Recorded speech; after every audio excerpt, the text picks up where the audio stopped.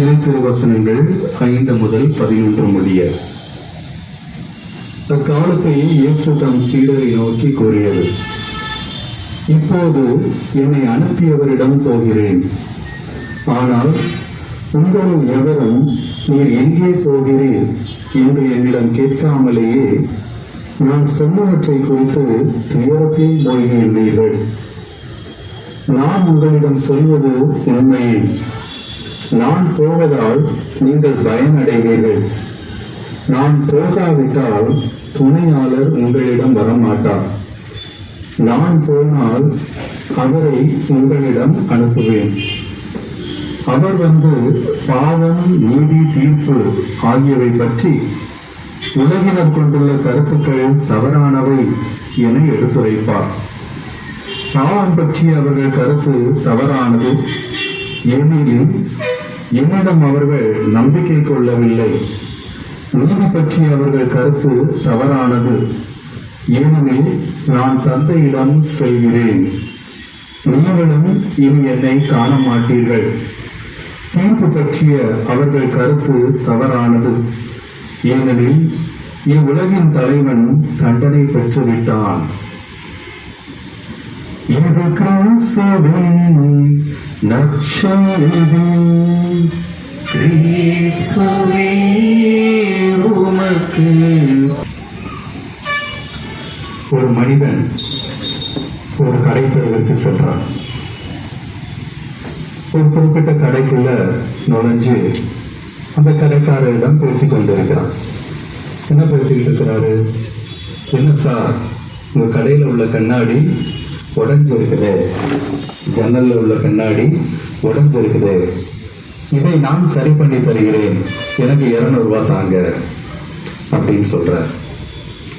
அந்த கடைக்காரர் சொல்றாரு, அதெல்லாம் ஒண்ணும் வேண்டாம், இந்த கண்ணாடியே ஒரு 40 ரூபாய் தரும், அதை சரி பண்ணி தர 10 ரூபாய் போட்டு உனக்கு 50 ரூபாய் தரேன், 50 ரூபாயை வாங்கிட்டு சரி பண்ணி தரதா இருந்தா சரி பண்ணித்தான், 200 ரூபாயெல்லாம் தர முடியாது அப்படின்னு சொல்றார். உடனே இந்த கடைக்கு போனவர் பைக்கில் இருந்து ஒரு 50 ரூபாய் எடுத்து, இருந்தாங்க சார் அப்படின்னு கொடுக்குறாரு. என்னடா இவன் நமக்கு 50 ரூபாய் தர்றானே அப்படின்னு சொன்ன உடனே, எதுக்குப்பா எனக்கு நீ 50 ரூபாய் தர்ற அப்படின்னு கேட்டோன்னு அவன் சொன்னானா, அந்த கண்ணாடியை உடைச்சது என் மகன் தான். நேற்று நீங்க எனக்கு ஃபோன் பண்ணி 500 ரூபாய் கேட்டீங்க, இந்த கண்ணாடியை உடைச்சதுக்கு 500 ரூபாய் கேட்டீங்க, அதான் இன்னைக்கு வந்தேன், நீங்களே சொல்லிட்டீங்க வெறும் 50 ரூபாய் தான் அப்படின்னு சொல்லிட்டு, அதனால இந்தாங்க பிடிங்க 50 ரூபாய அப்படின்னு சொல்லிட்டு கொடுத்துட்டு நடைய கட்டிட்டார்.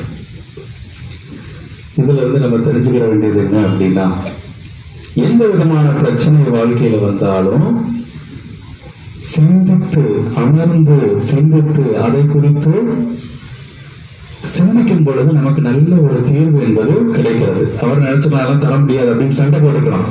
ஆனா அவர் உட்கார்ந்து இந்த பிரச்சனையை எப்படி தீர்ப்பது அப்படின்னு ஆலோசிச்சிருக்கார், அப்படின்னு நினைச்சு பார்த்திருக்கிறார், உட்கார்ந்து ஒரு தீர்வை கண்டுபிடித்திருக்கிறார். இப்படிப்பட்டதுதான் கிறிஸ்தவ வாழ்க்கை. நமது வாழ்க்கையில நிறைய பிரச்சனைகள் வரும். அப்போ பிரச்சனைகள் வரும் பொழுது உண்மை என்ன என்பதை தெரிந்து கொள்வதற்கு முயற்சி செய்யணும். உண்மை என்ன? இது உண்மையா? நான் செய்ய போவது உண்மையா? நான் சொல்ல போவது உண்மையா அப்படின்னு தெரிஞ்சுக்கணும்னா நம்ம என்ன செய்யணும்? அமர்ந்து சிந்திக்க வேண்டும். யாராவது கத்துனாங்க வைக்க, ஏய் அப்படின்னு கத்தணும்னா உடனே நம்மள என்ன செய்வோம்? ஏய் அப்படின்னு பதிலுக்கு கத்திடுவோம். ஏதாவது சிந்தித்து பார்ப்போமா? சிந்தித்து பார்க்காம உடனே ரியாக்ஷன்.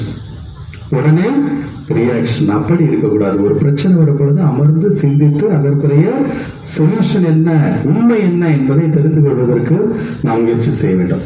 முதல் வாசகத்துல நம்ம பார்த்தோம் அப்படின்னா, இந்த மக்கள் சிந்தித்து பார்ப்பதே கிடையாது. ஆண்டவரே இயேசு கிறிஸ்து என்ற சீடர்கள் உலகெங்கும் சென்று நற்செய்தியை அறிவித்தாலும் அவர்கள் சிந்தித்து பார்ப்பதே கிடையாது. ஓகே, ஒருத்தர் இருந்தார், நிறைய அற்புதங்கள் செய்தார், எத்தனையோ பேரை குணப்படுத்தினார், எத்தனையோ அதிசயங்களை அவர் செய்தார், இதெல்லாம் உங்களுக்கு தெரியும். ஆனா அமர்ந்து சிந்திப்பது கிடையாது. இல்ல, இவரை சிலுவையில் ஆரம்பிச்சிட்டாங்க, இந்த கிறிஸ்தவர்கள் இவரை பறைசாற்றுகிறார்கள். இதை எங்களால் ஏற்றுக்கொள்ள முடியாது. நாங்கள் மோசனுடைய சட்டங்களை பின்பற்றுகிறோம்.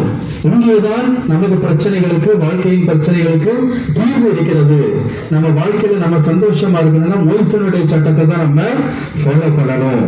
யூத மதத்தோட சட்டங்களை தான் நம்ம ஃபாலோ பண்ணணும். தேரால குறிப்பிடக்கூடிய சட்டங்களை தான் நம்ம கடைபிடிக்க வேண்டும். அதுதான் உண்மை. இந்த இயேசு கிறிஸ்து உண்மையானவர் அல்ல அப்படின்னு ஆணித்தரமாக அவர்கள் நம்பினார்கள். உணர்ச்சிகளால் வழிநடத்தப்பட்டார்கள். உணர்ச்சிகள் இது இப்படிதான் இருக்கணும், எதையும் மாற்றக்கூடாது அப்படின்னு சொல்லிட்டு இருக்கும் பொழுது அங்கே ஒரு அதிசயம் நடக்கிறது. பவுலை சிறையில் அடைக்கும் பொழுது சிறையின் வாயில்கள் திறந்திருக்கின்றன. இங்க உள்ள காவலர்கள் எல்லாரும் ஓடி வராங்க. ஐயோ, இவர்கள் தப்பித்து போய்விட்டார்களா அப்படின்னு அவங்க அங்கதான் இருக்காங்க. அங்கே இருந்தவுடன் அவர்கள் தூய ஆவியால் ஆட்கொள்ளப்படுகிறார்கள். அப்ப அந்த வாயிற்காவலர்கள் உண்மையை அறிந்து கொள்கிறார்கள்.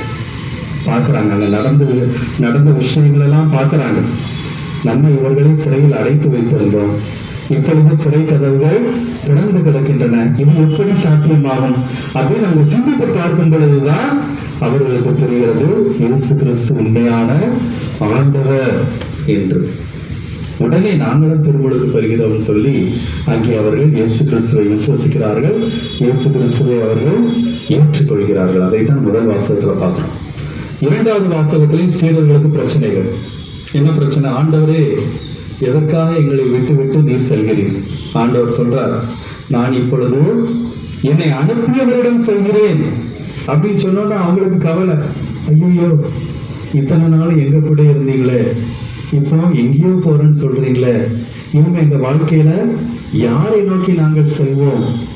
வாழ்வு தரும் வார்த்தைகள் உம்மிடம் தானே இருக்கிறது, உம்மிடம் தானே மகிழ்ச்சியும் சமாதானமும் இருக்கிறது. எங்களை விட்டு விட்டு சென்று விட்டால் நாங்கள் என்ன செய்வோம் அப்படின்னு அவர்கள் அங்கே வருத்தத்துக்கு இருக்கும் பொழுது ஆண்டவர் சொல்றாரு, கவலைப்படாதீர்கள், நான் சென்றால்தான் தூய ஆவியாரை உங்களுக்கு அனுப்ப முடியும். அவர் உங்களுக்கு சொல்லி தருவார். அதற்கு நான் செல்ல வேண்டும். நான் சென்று தூய ஆவியாரை உங்களுக்கு அனுப்புவேன்.